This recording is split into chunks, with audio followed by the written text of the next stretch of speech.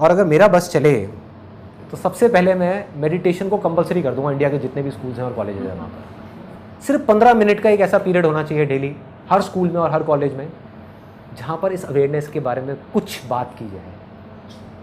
बजाय उनको रट्टू तोता बनाने के, उनको एक ऐसा इंसान बनाया जाए, बजाय उनको रोज़ एक मछली खिलाने के लिए उनको मछली पकड़ना सिखाया जाए, ताकि ज़िंदगी भर के लिए उनका पेट भर जाए।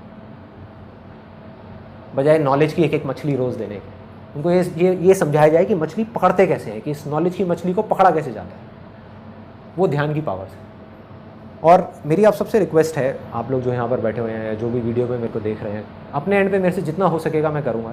और आप लोगों से मैं बस इतनी सी रिक्वेस्ट कर सकता हूँ कि अगर हो सके तो अगर आप में से कोई टीचर है, पेरेंट्स हैं या स्टूडेंट्स हैं, इन तीनों में से किसी भी एक कैटेगरी में है, उनको एक लेटर लिखना है अपने प्रिंसिपल को, जिस लेटर के अंदर आपको ये लिखना है कि जो मेडिटेशन है उसके बारे में आप कहीं से भी कोई भी आर्टिकल उठा सकते हो। अब तो साइंटिफिक इतनी स्टडीज़ हो गई है मेडिटेशन के ऊपर जिसकी कोई हद ही नहीं है।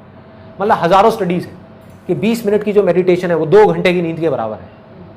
सोच करके देखो, अगर 2 सेशंस के बीच में एक स्कूल में या कॉलेज में एक 20 मिनट का मेडिटेशन का सेशन आ जाए तो उनकी सोचने समझने की शक्ति, सीखने की शक्ति कितनी बढ़ जाएगी। बच्चों की लाइफ बदल जाएगी। और आपको क्या करना है, लेटर में लिख करके कि we request you to please start a meditation session in your school, it's going to be great for the students.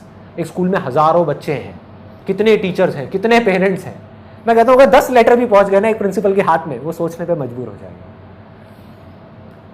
और उनको बोलो कि अगर आप सब बच्चों के लिए नहीं कर सकते कोई बात नहीं, 6 स्टैंडर्ड से ऊपर वालों के लिए कर दो।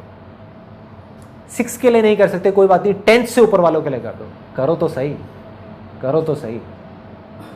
और आई एम 100% श्योर कि अगर हम सब लोग अपने एंड पे इतना छोटा सा भी स्टेप उठा लेंगे, सिर्फ ये लेटर लिखने का, जिसकी मैं अभी रिक्वेस्ट कर रहा हूँ आप सब लोगों से जो ये वीडियो देख रहे हैं, कि सिर्फ एक लेटर लिख करके उस स्कूल में हम पहुंचा देते हैं, तो अगर आधे स्कूल्स भी, जितने स्कूल्स हैं इंडिया में, उसके आधे स्कूल्स भी अगर इसको शुरू कर देते हैं, आने वाले 10 साल के अंदर अंदर हिंदुस्तान का नक्शा बदल जाएगा।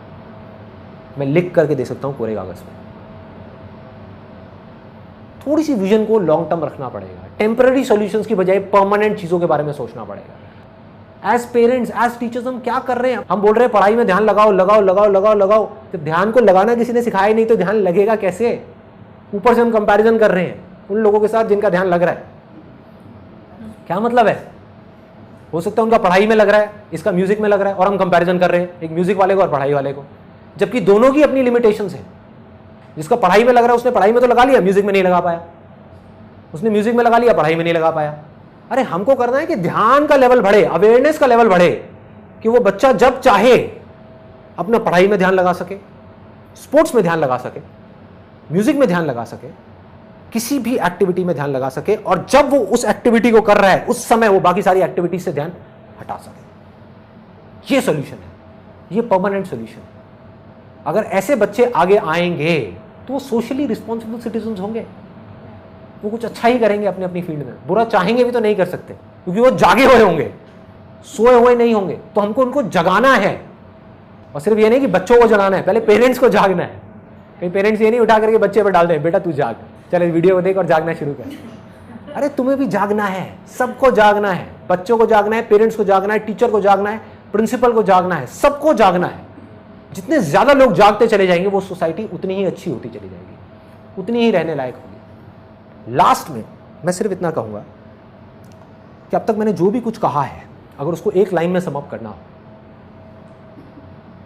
वो ये है कि अगर आप अपनी अवेयरनेस को टेम्पररी बेसिस पे बढ़ाना चाहते हैं तो बॉडी के लेवल पे काम करो। मतलब कि आपकी जो हदें हैं, हर आदमी की एक हद होती है, एक लिमिट होती है जहां तक वो जा सकता है, जिसके अंदर एक दायरा होता है जिसके अंदर वो काम कर सकता है।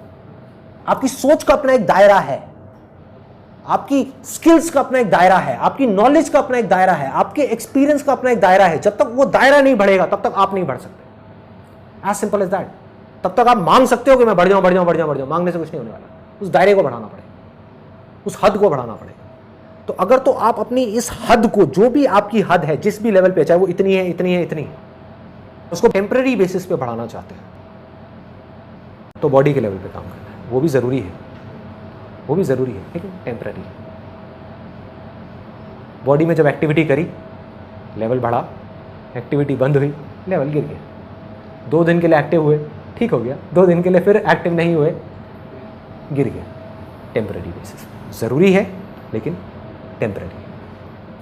अगर इसको परमानेंट बढ़ाना है तो माइंड के लेवल पे काम करो। अगर अपनी हदों को परमानेंट बेसिस पे बढ़ाना है तो माइंड के लेवल पे अवेयर होना शुरू हो जाओ।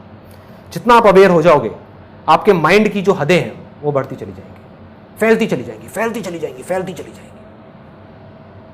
लेकिन अगर आप दुनिया की सारी हदों को तोड़ करके आगे निकलना चाहते हो, वहां जाना चाहते हो जहां पर कोई हद नहीं है, कोई लिमिट नहीं है, कोई बाउंड्री नहीं है, कोई बाउंडेशंस नहीं है, तो उसका सिर्फ एक तरीका है, अपनी आत्मा के स्तर पर काम करना, अंदर जाना होगा।